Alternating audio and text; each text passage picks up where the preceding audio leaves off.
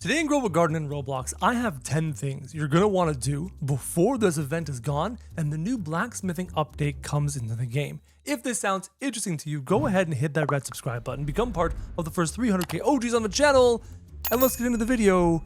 And before I do that, why isn't this part of the event all the time? Look at this.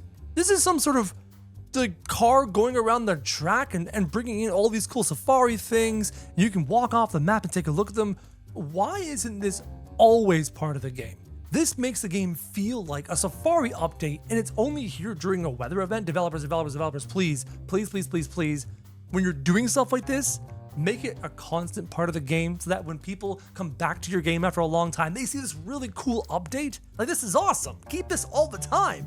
Let's get into the video, guys. The first thing you're gonna want to focus on when it comes to preparing for the next update is to make sure you buy a lion when it comes into stock. The lion was in stock this morning. The moment I'm filming this video for 20 more seconds, the lion was in stock this morning. And I used my barn owls and I managed to acquire a really big lion. We did manage, no, not the lemon lion. Oh, my lion's currently being made nightmare by my dude. This guy right here. Make sure you grab yourselves a lion while it's in stock. We did manage to unlock it here on the final day of the update, so keep your eyes peeled for a lion. If you don't have a way of staying in the game constantly and checking all the time, I will talk about ways you can maybe get a lion in the future later on in this video. So number one, get yourselves a lion. It's super clutch. Number two, make sure you get yourselves enough safari eggs if you don't have enough safari eggs,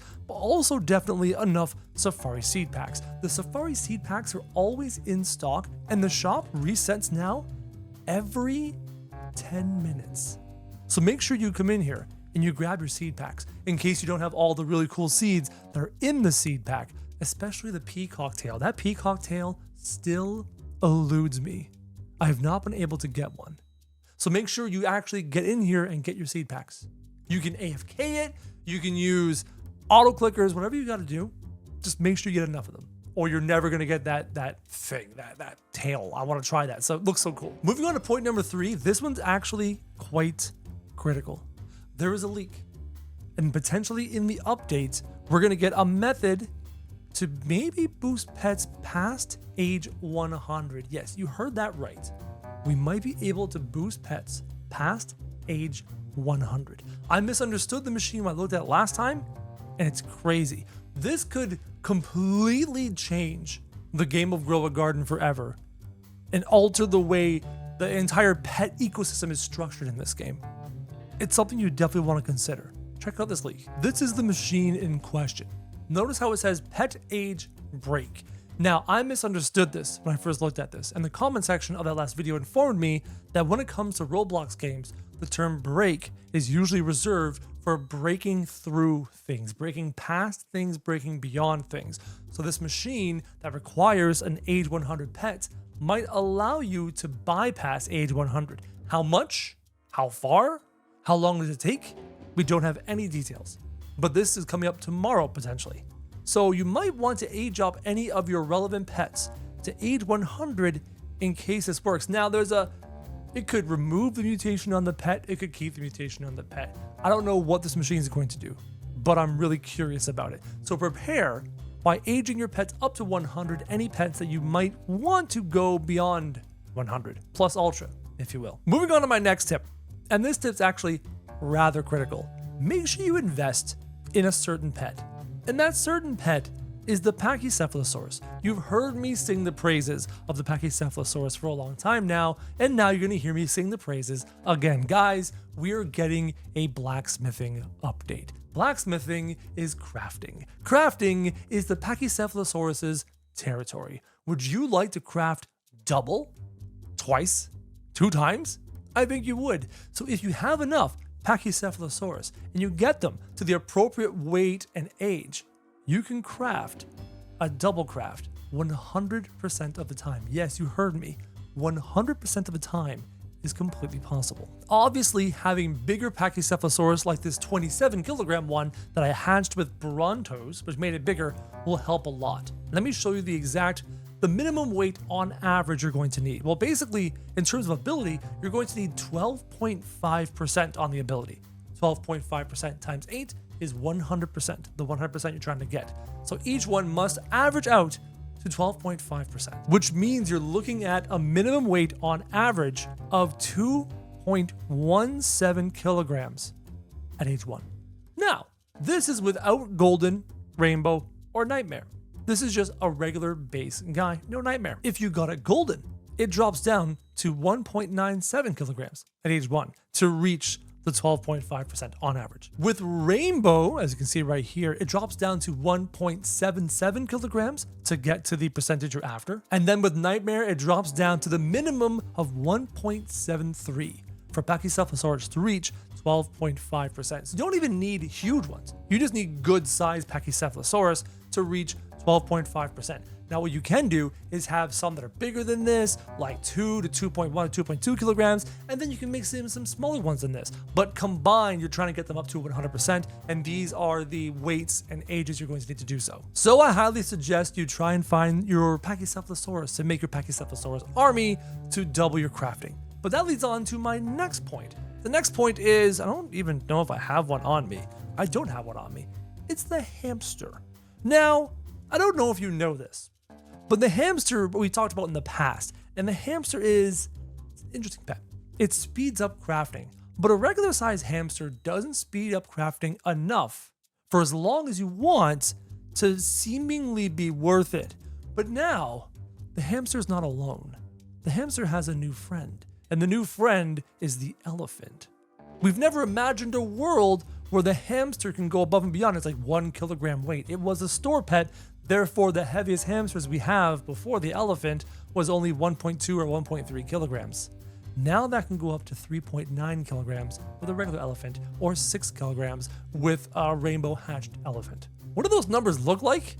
It's shocking. A 39 kilogram at age 100 hamster with Nightmare gets up to the following stat line. Every 1.2 minutes runs and boosts crafting speed by 48% for 41 seconds. Now, I have some questions. I've never tested it. I don't know if multiple hamsters stack, but if they do, you could speed up crafting by a significant amount. So if you have elephants and you have a really good pet leveling up team, try grabbing some hamsters for this upcoming event. It might make farming materials ridiculous. Now, this is again, do hamsters stack? If they don't, even a 48% increase is insane. You couple this with a 15-second peacock, and that trigger is happening every time it's off cooldown, because the 15-second peacock reduces cooldowns by 1:20. So this thing will trigger as soon as a peacock triggers, and then run for 41 seconds, increasing your crafting speed by nearly 50%. It's insane. And even if you don't have your elephant and you have your regular old 1.1 kilogram hamster that you get to 11 kilograms at age 100, with Nightmare, it's still every 2 minutes running and increasing the speed by 40% every 2 minutes. That's not bad. Even a regular hamster does a pretty good job. So you might want to go and take a look and find some hamsters. Because while one activation of the hamster doesn't seem to do a whole lot, over the course of the entire event, multiple activations of potentially even multiple hamsters might make a big difference in your farming. Which now lets me lead on to point number 1, 2, 3, 4, 5, 6. We're on point number 6. Point number 6, you might want to pick up extra eggs every time you get the chance. Now, this is based off of leaked information from testing servers, and all that information is never guaranteed. They can change things as much as they want on the testing server. But as of right this second, I mean, grabbing eggs is never a bad thing. I'm not telling you to do anything bad. But as of right this second, it said that common eggs were an ingredient for crafting the new gemstone egg. Here it is right here. As you can see, you've got the gem egg crafting, and it takes a common egg. Now, that's a placeholder. You know that's a placeholder. I know that's a placeholder. But what if it's not a common egg? What if it's a rare egg or a bug egg or any egg? What if it's any egg? It could just be, I don't know. What I'm trying to tell you is, just in case, go grab your eggs.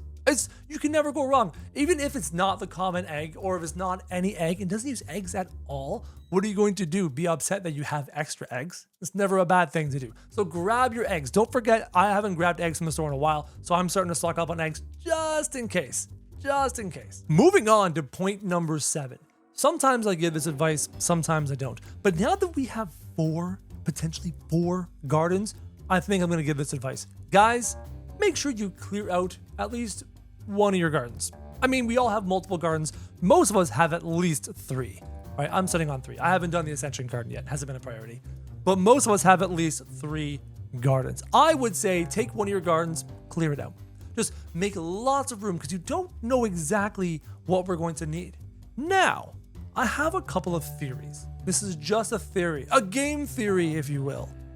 We're doing blacksmithing.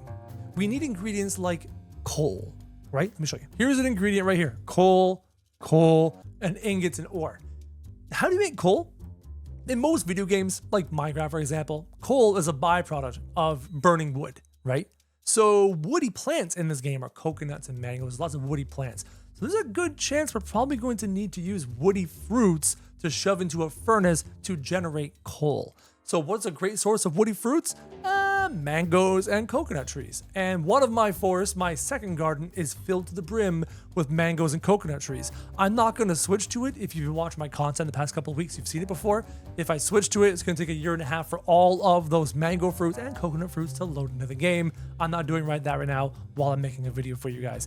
So you can either clear your garden, but keep in mind that you might need woody fruits. So maybe in another garden, have a whole boatload of woody fruits. That's just a guess. It's just a game theory. Tip number 8, just farm some shekels. Guys, if you don't have enough shekels, farm some shekels. If you don't want to farm some shekels, go sell a pet to a random trader and get some shekels. I'm sitting on quintillions. If you want to sit on quintillions, there's an easy way. All you have to do is go to any Discord server, such as the official Discord server, for example, go to the search function and type in the word buying. And then you're going to find people buying pets for shekels. For example, Brontosaurus is 50,000 or 50 sextillion for a Brontosaurus. Bald eagle, 5 sextillion. Seal, 5 sextillion. There are lots of people out there buying pets for shekels. Koi, queen bee, echo frog, dildo, bronto, bald eagle.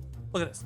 So if you really, really need shekels, there are multiple trading Discord servers filled with all sorts of traders that will be buying pets for shekels. So if you really need them, do that. Now my next tip is actually going to tie back into the lion tip that we talked about earlier.